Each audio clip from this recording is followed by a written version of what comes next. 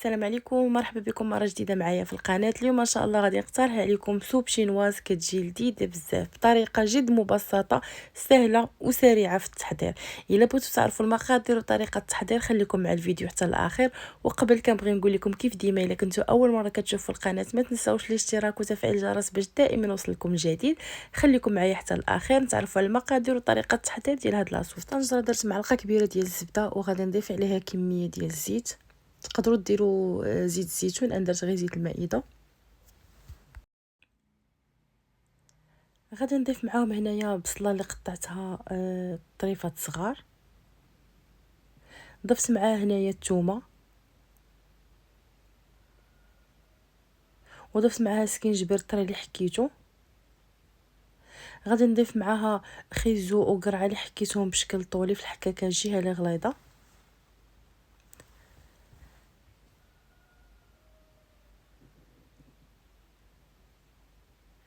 ضفت هنايا طريفات ديال الدجاج.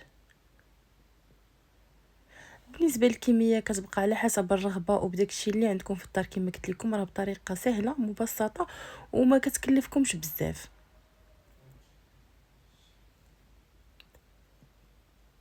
زدت هنايا الكالامار مقطع وزدت هنايا شامبينيو اسود اللي رقدته شويه في الماء طايب وقطعته طريفات صغار.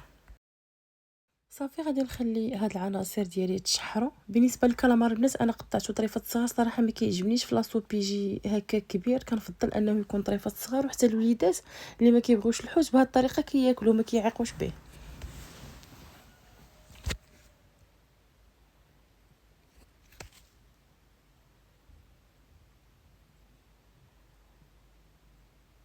هنايا زدت معلقه ديال البزار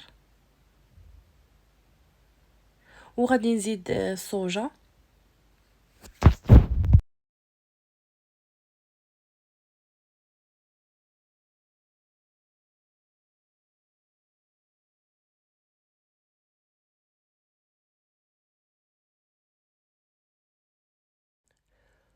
وهنايا ضفت ليهم الماء غليان اللي درت معاه 2 ضمات ديال كنور ديال الحوت.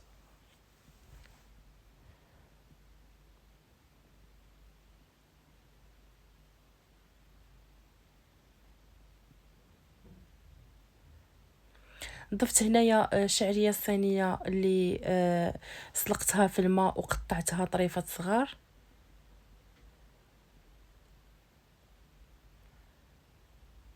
كما كتلاحظوا معايا الشوربه ديالها هي قريبه طيب. بالنسبه للكروفيت عاد غادي نزيدو دابا. كما كتعرفوا الكروفيت دغيا كيطيب باش ما يبش لينا كنخليوه هو الاخر. صافي هنايا كنضيف الكميه اللي عندي ديال الكروفيت.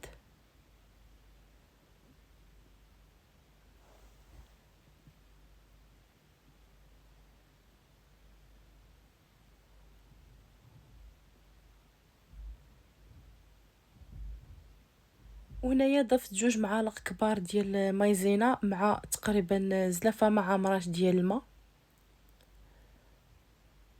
صافي غادي نخليها غير واحد شويه وغادي نطفي البوطه. دغيا كتوجد كما قلت لكم حيت الحوت دغيا كيطيب. شعريه الصينيه وشامبينو ديجا مسلوقين في الماء يعني والخضيره محكوكه كلشي كيطيب دغيا ما كتاخذش لكم بزاف ديال الوقت. جربوها بهذه الطريقه هذه راه كتجي لذيذه ما نعاودش لكم واحد الريحه طالعه منها يا سلام.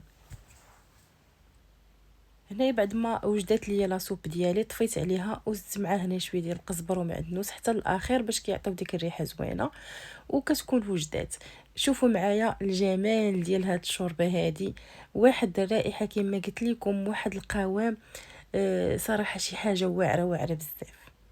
كنتمنى انكم تجربوها وان شاء الله الا جربتوها اكيد انها غادي تعجبكم. جربوها بهذه الطريقه هذه مبسطه سهله وسريعه في التحضير ما كتاخذش معكم بزاف ديال الوقت.